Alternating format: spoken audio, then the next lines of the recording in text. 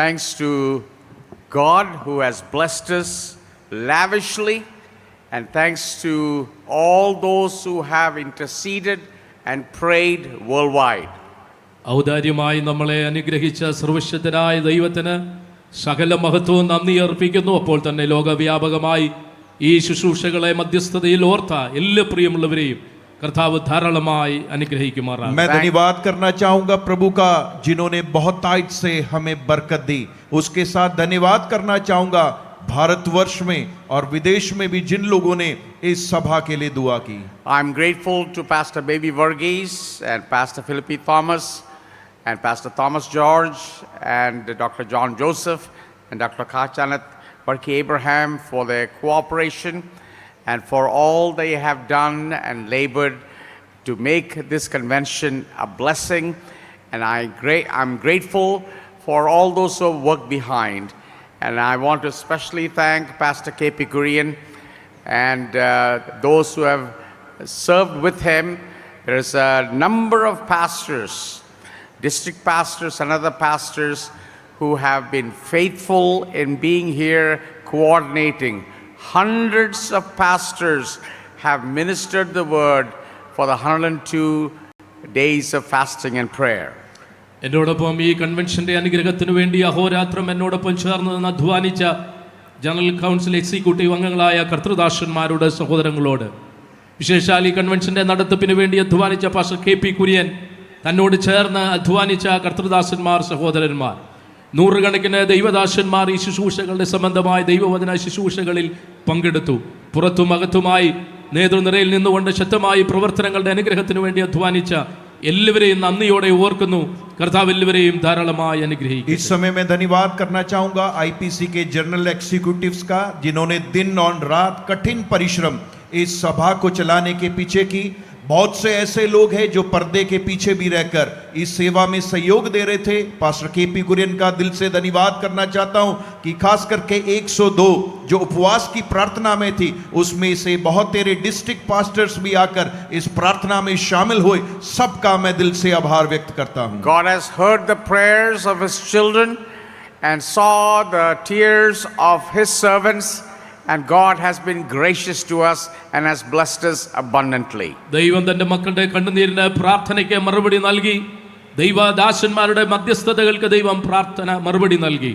അനുഗ്രഹീതമായി ദൈവം നമ്മെ ഔദാര്യമായി സഹായിച്ച കൃപയ്ക്കായി നന്ദിയോടെ ദൈവത്തിന് സ്തോത്രം ചെയ്യുന്നു. परमेश्वर ने अपनी प्रजा के आंसुओं और उनकी प्रार्थनाओं को सुना और बड़ी उदारता से परमेश्वर ने बड़ी बरकत हम पर की. I'm grateful for everyone who has uttered a prayer, who have participated in the fasting and prayer. I pray God to richly bless you. ഇവിടെ നടന്ന ഉപവാസ പ്രാർത്ഥനകളിൽ സംബന്ധിക്കുകയും നിരന്തരമായ ശുശ്രൂഷകളെ ഓർത്ത് ഒരു വാക്കെങ്കിലും പ്രാർത്ഥിച്ച എല്ലാ പ്രിയമുള്ളവരെയും ഹൃദയംഗമായി ഈ സമയത്ത് ഞാൻ നന്ദി അറിയിക്കുന്നു. इस समय मैं धन्यवाद करना चाहता हूं उन लोगों के लिए जिन्होंने अपने मुंह से शायद एक भी शब्द उन उपवास प्रार्थनाओं के लिए निकाला. मैं मन के दिल से उन सब का भी आभार व्यक्त करना चाहता हूं. I'm grateful that the majority of people in IPC, more than 95% of the people in IPC are people who are filled with faith, have discernment and have understanding of how to distinguish the work of God from those who propagate unnecessary, unwanted misinformation and spread rumors about God's servants. India Pentecost ദൈവസഭയിലെ 95% ദൈവമക്കളും ദൈവദാസന്മാരും ദൈവിക പ്രവർത്തനങ്ങളെ കുറിച്ച് വളരെ ബോധ്യമുള്ളവരും വ്യക്തമായ വിവേചന വരമുള്ള ദൈവമക്കളുമാണ്. ബാക്കി നടക്കുന്ന റൂമേഴ്സ് അല്ലെങ്കിൽ തെറ്റായ വാർത്തകൾ, തെറ്റായ ധാരണകൾ അത് പ്രചരിപ്പിക്കുന്നവർ അവരെയൊക്കെ വ്യക്തമായിട്ട് തിരിച്ചറിയുവാൻ കഴിവുള്ളവരാണ് ദൈവമക്കൾ എന്ന് ഞാൻ വിശ്വസിക്കുന്നു. IPC में जितने विश्वासी हैं उनमें से 95% ऐसे लोग हैं जो विश्वास करते हैं और खास करके जब अफवाहें फैलाए जाते हैं उनके अंदर उन बातों को पहचानने की आत्मा है. 4.9% are ignorant and 0.1% are those who spread these rumors. 4.9% ജനങ്ങൾക്ക് സത്യത്തിൽ യാഥാർത്ഥ്യങ്ങളെ തിരിച്ചറിയാത്തവരാണ്. 0.1% മാത്രം ആളുകളാണ് തെറ്റായ വാർത്തകളെ പ്രചരിപ്പിക്കുന്നവരിൽ ഉൾപ്പെടുന്നു. 4.9% वो लोग होते हैं जो इंटरनेट के द्वारा इन बातों को सुनते हैं. सिर्फ 0.1% होता है जो अफवाहों को फैलाते हैं. The greatest need of the church today is the gift of discernment. ഇന്ന് ദൈവസഭയ്ക്ക് ഏറ്റവും ആവശ്യമായ വരം എന്ന് പറയുന്നത് വിവേചനത്തിനുള്ള വരമാണ്. कलीसिया के लिए आज सबसे अति आवश्यक वरदान जो है वो होना चाहिए, वो है पहचानने का वरदान. Every gift of the Holy Spirit was in full operation in the life and the ministry of Jesus. യേശു കർത്താവിന്റെ ജീവിതത്തിലും ശുശ്രൂഷയിലും പരിശുദ്ധാത്മാവിന്റെ എല്ലാ വരങ്ങളുടെയും പ്രവർത്തനങ്ങൾ നമുക്ക് വ്യക്തമായിട്ട് കാണാൻ ഇടയായി. प्रभु यीशु मसीह के जीवन काल में और सेवकाई में आत्मा के हर एक वरदान यीशु मसीह ने इस्तेमाल किए, उसे हम देख सकते हैं. But 87% of the time Jesus was operating with the gift of discernment and wisdom.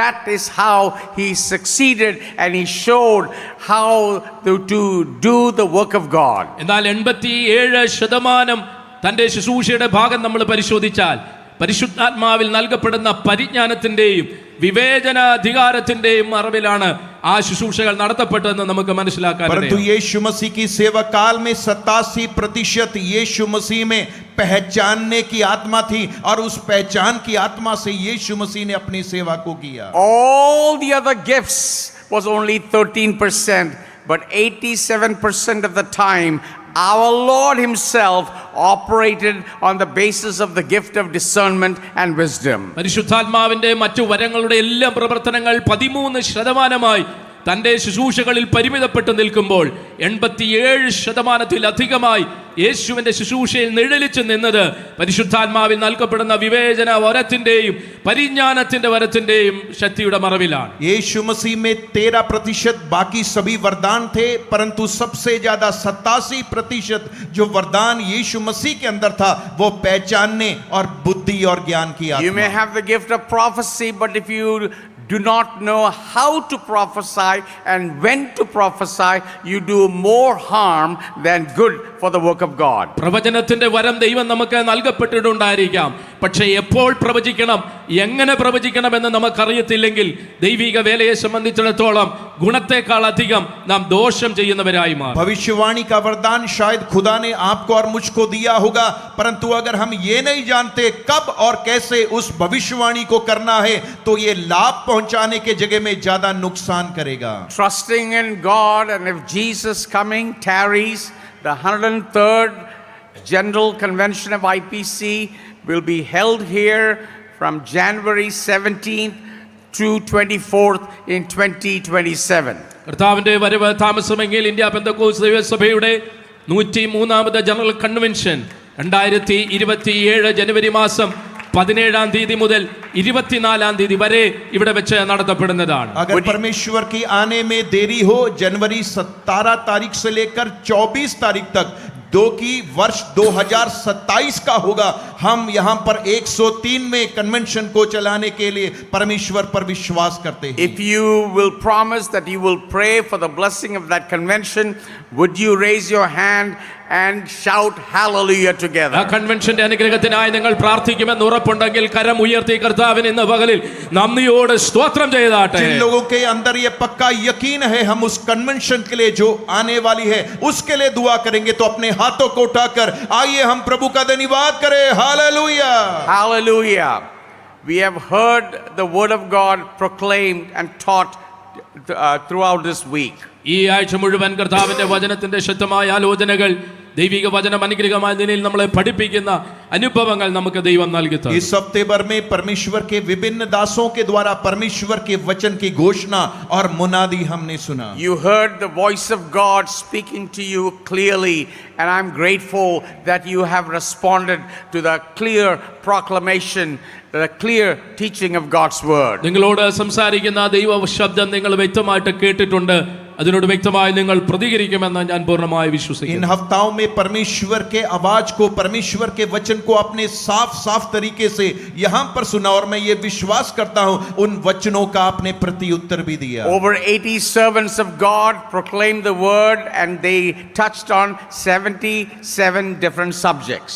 ഏകദേശം 80-ലധികം ദൈവദാസന്മാർ 77-ലധികം വ്യത്യസ്ത വിഷയങ്ങളെ സ്പർശിച്ചുകൊണ്ട് ഈ ദിവസങ്ങളിൽ നമ്മളോട് സംസാരിപ്പാനിടയായി. कम से कम 80 प्रभु के दासों ने 77 अलग अलग विषयों के ऊपर आधारित परमेश्वर के वचन से यहां पर प्रचार किया. I want to share a prophecy and a promise from the word of God. ദൈവവചനത്തിൽ നിന്ന് ഒരു പ്രവചന ശബ്ദം, ഒരു വാഗ്ദത്തം ഇന്ന് പ്രഭാതത്തിൽ നിങ്ങളുമായി പങ്കുവെപ്പാൻ ആഗ്രഹിക്കുന്നു. इस दोपहर के समय परमेश्वर के वचन से एक भविष्यवाणी का वचन और उसके साथ एक वायदे का वचन भी मैं आपके साथ साझा करना चाहूंगा. Hundreds of years ago, Prophet Habakkuk saw nothing but corruption and violence in the nation. 100-ലധികം വർഷങ്ങൾക്ക് മുൻപിലായിട്ട് പ്രവാചകനായ ഹബക്കുക്ക് തന്റെ സമൂഹത്തിൽ നടന്നു വന്ന അഴിമതി, ദുർഘടകരമായ പ്രതിസന്ധികൾ അത് വ്യക്തമായിട്ട് കണ്ടുകൊണ്ട് പ്രവചിക്കുന്ന ഒരു പ്രവചനമാണത്. और हजारों साल पहले नबी ने जो अपने समाज में अहिंसा और भ्रष्टाचार को देखा,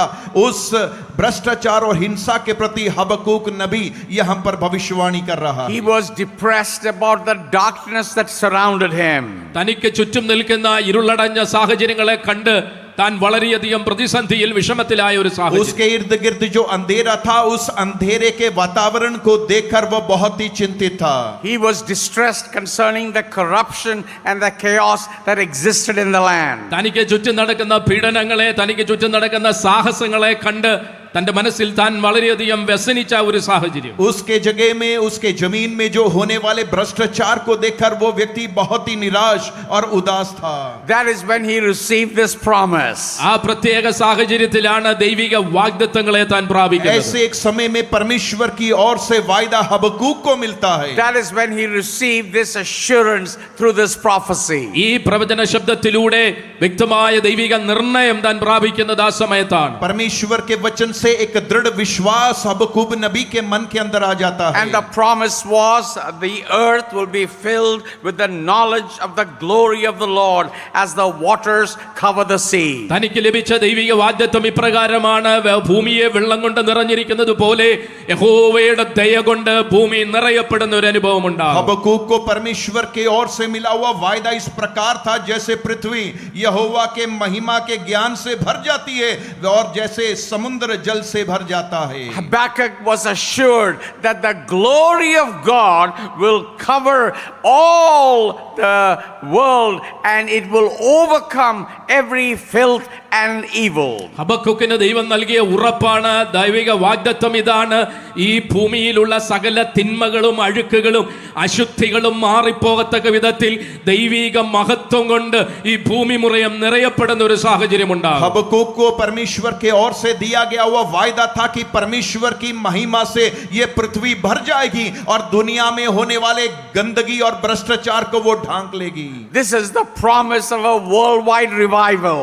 ഇത് ലോകവ്യാപകമായ ഒരു ഉണർവിന്റെ വാഗ്ദത്തം കൂടിയാണ്. दुनिया भर में होने वाली बेदारी के प्रति एक वायदा है. This is the promise that one day all people will recognize the sovereignty of our Lord. ദൈവിക വാഗ്ദത്തത്തിന്റെ, ദൈവത്തിന്റെ സർവ്വ സൈന്യാധിപത്യത്തെ, അവന്റെ പരമാധികാരത്തെ ഭൂമിയിലുള്ള സകല മനുഷ്യരും അംഗീകരിക്കും എന്നുള്ളൊരു വാഗ്ദത്തമാണ്. ये एक ऐसा वायदा है जिसमें लिखा कि एक दिन ऐसा समय आएगा पृथ्वी के सभी लोग परमेश्वर की उस प्रभुता को स्वीकार करेंगे. Not just information about Jesus Christ which is readily available in Google or AI, but the knowledge of the Lord that will transform the lives of people.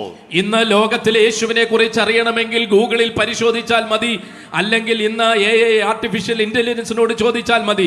അങ്ങനെയുള്ള ഒരു അറിവിനെ കുറിച്ചല്ല പറയുന്നത്, ദൈവത്തെ കുറിച്ചുള്ള, ക്രിസ്തുവിനെ കുറിച്ചുള്ള പരിജ്ഞാന നിമിത്തം രൂപാന്തരത്തിലേക്ക് നയിക്കപ്പെടുന്ന അനുഭവത്തെ കുറിച്ചാണ് പ്രവാചകൻ ഇവിടെ പറയുന്നത്. ये कोई ऐसे जानकारी नहीं जो गूगल के द्वारा या इंटरनेट या AI के द्वारा मिलता है, ये परंतु परमेश्वर का ज्ञान है जो लोगों के मन को परिवर्तित करती है. God's glory will spread in such a way there'll be millions and millions and and millions of lives that will be transformed by the power of the Holy Spirit. പരിശുദ്ധാത്മാവിന്റെ ശക്തിയാൽ കോടിക്കണക്കിന് ആളുകൾ വ്യക്തമായി തന്നെ നൂറ് കോടിക്കണക്കിന് ആളുകളുടെ ജീവിതങ്ങളെ രൂപാന്തരപ്പെടുന്ന പരിശുദ്ധാത്മാവിന്റെ പ്രവൃത്തി നടക്കുന്ന ദൈവിക പരിജ്ഞാനത്തെ കുറിച്ചാണ് ഇവിടെ പ്രവാചകൻ പറയുന്നത്. परमेश्वर और महिमा के ज्ञान के बारे में यह बयान किया गया है कि परमेश्वर का महिमा और ज्ञान पृथ्वी में पूर्ण रूप से भर जाएगा.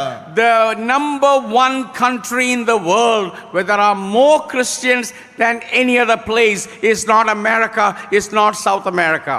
ഇന്ന് ലോകത്തിൽ ഏറ്റവും അധികം ക്രിസ്ത്യാനികളുള്ള രാജ്യം എന്ന് പറയുന്നത് നോർത്ത് അമേരിക്കയോ സൗത്ത് അമേരിക്കയോ അല്ല.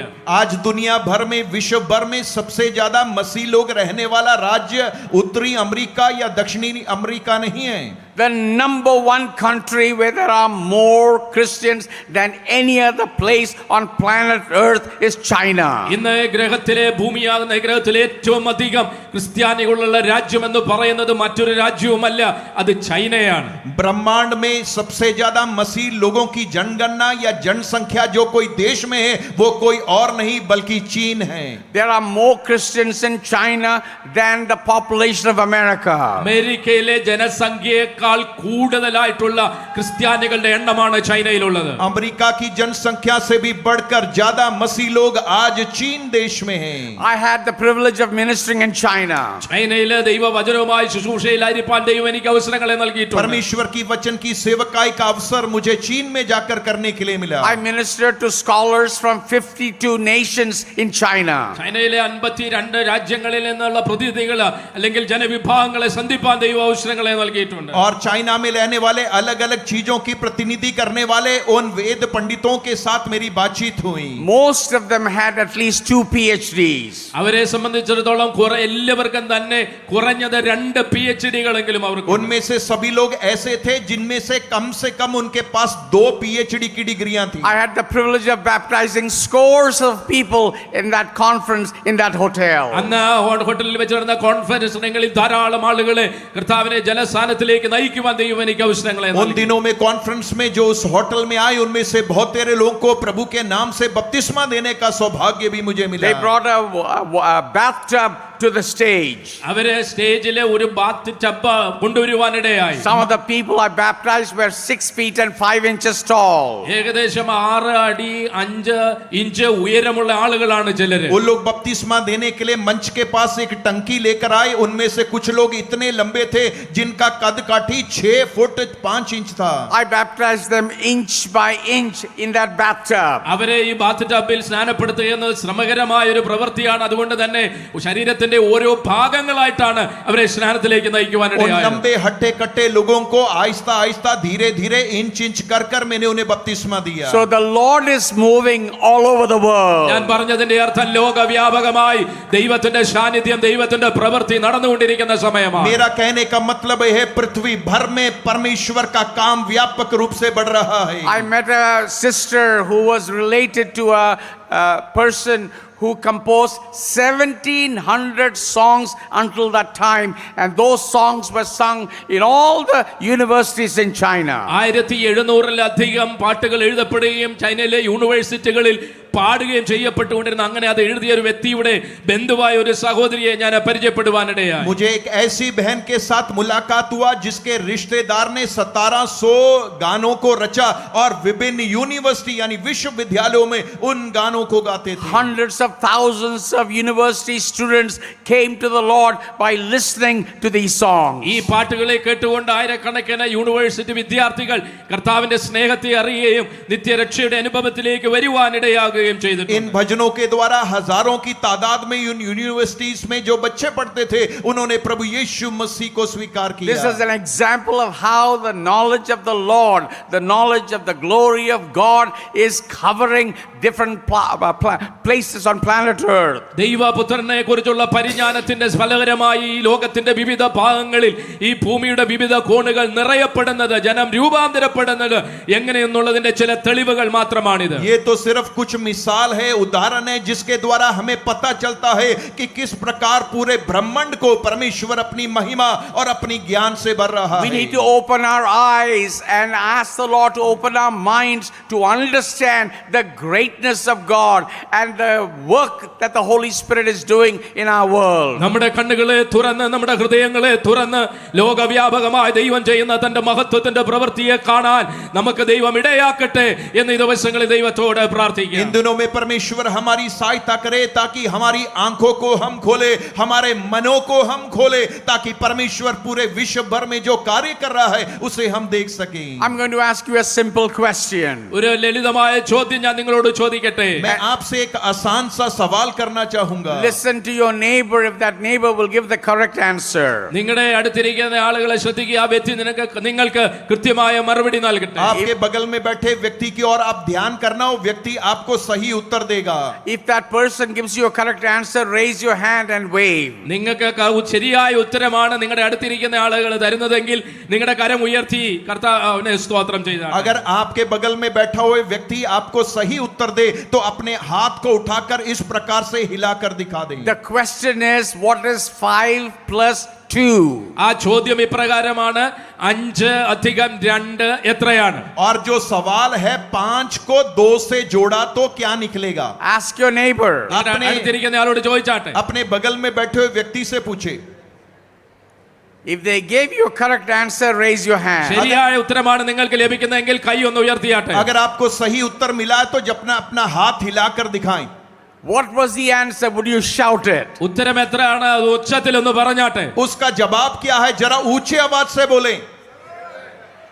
7 is the answer. 7 അതിന്റെ മറുപടി. 7 है उसका जवाब। But that is human thinking. എന്നാൽ ഞാൻ പറയട്ടെ, ഇത് മനുഷ്യന്റെ കണക്കാണ്. परंतु ये इंसान की गिनती है। But that is human mathematics. ഇത് മനുഷ്യന്റെ ഗണിത ശാസ്ത്രമാണ്. ये तो इंसान का गणित का शास्त्र है। God's mathematics is different. പക്ഷേ കർത്താവിന്റെ ദൈവത്തിന്റെ ഗണിത ശാസ്ത്രം വ്യത്യസ്തമാണ്. परंतु परमेश्वर का गणित इससे परे होता है। In God's mathematics, 5 plus 2 is minimum 5,000. കർത്താവിന്റെ കണക്ക് പുസ്തകത്തിൽ 5 + 2 എന്ന് പറഞ്ഞത് കുറഞ്ഞത് ഒരു 5000 എങ്കിലും.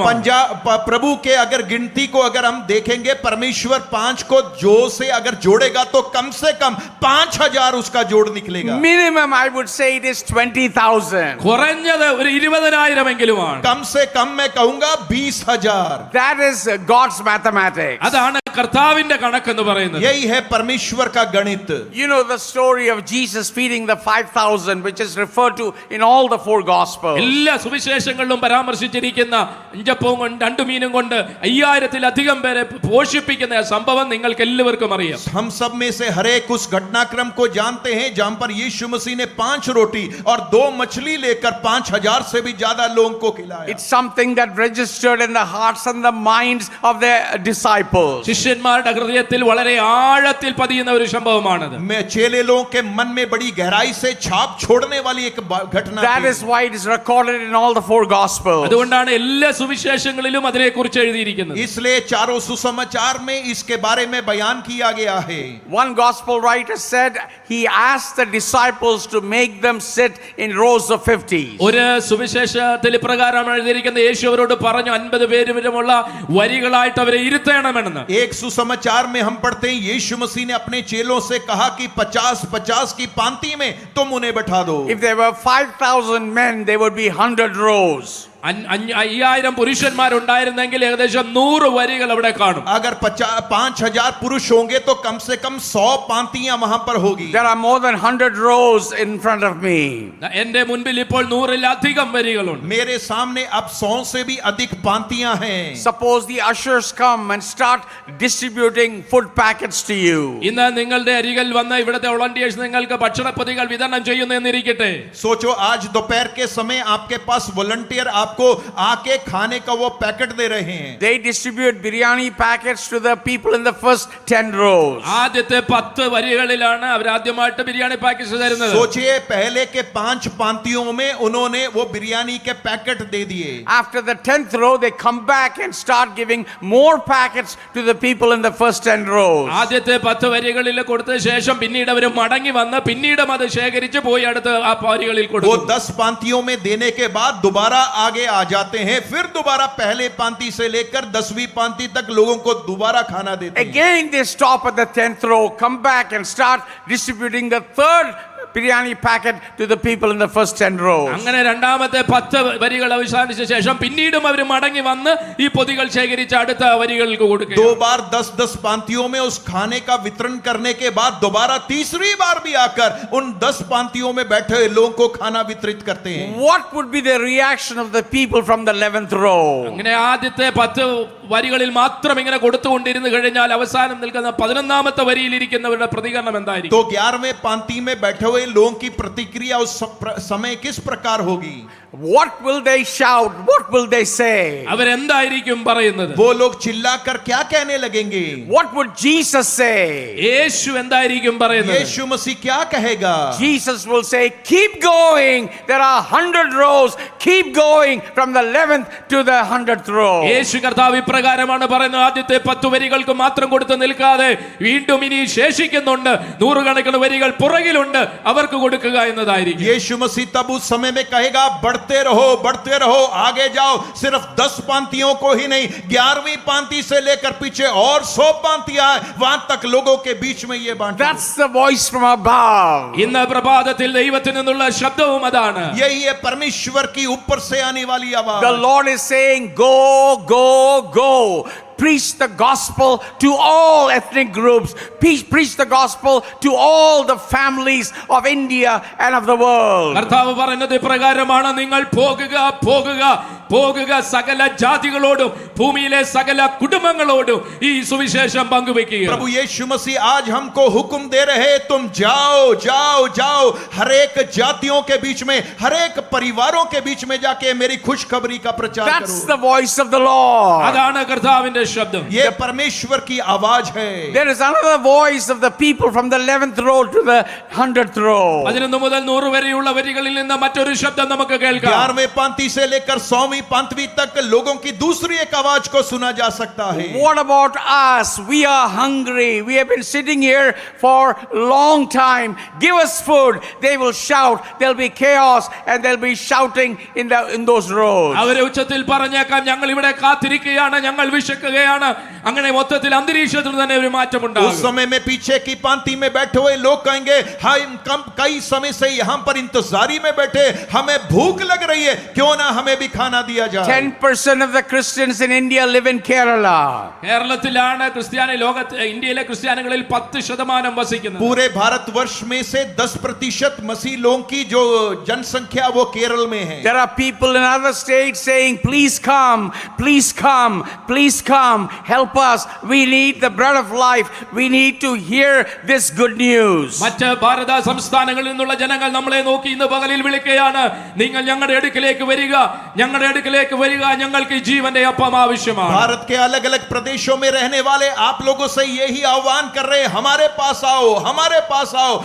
पास आओ, हमें जीवन का रोटी प्रदान करो। That is the Macedonian call that we read in Acts chapter 16 verse 9 and 10. അപ്പോസ്തല പ്രവൃത്തി 16 അധ്യായം 9-10 വാക്യങ്ങളിൽ നമ്മൾ കാണുന്ന മക്കദോനിയ വിളിയെ കുറിച്ചാണ് ഇന്ന് പകലിൽ നാം കേൾക്കുന്നത്. इस सुबह के समय प्रेरितों के काम उसका 16 का 9 और 10 में मकदूनिया की जो बुलाहट है उसके बारे में हम देख सकते हैं। Today you are hearing the cries and asking the help of those who are calling from different places saying, please come, help.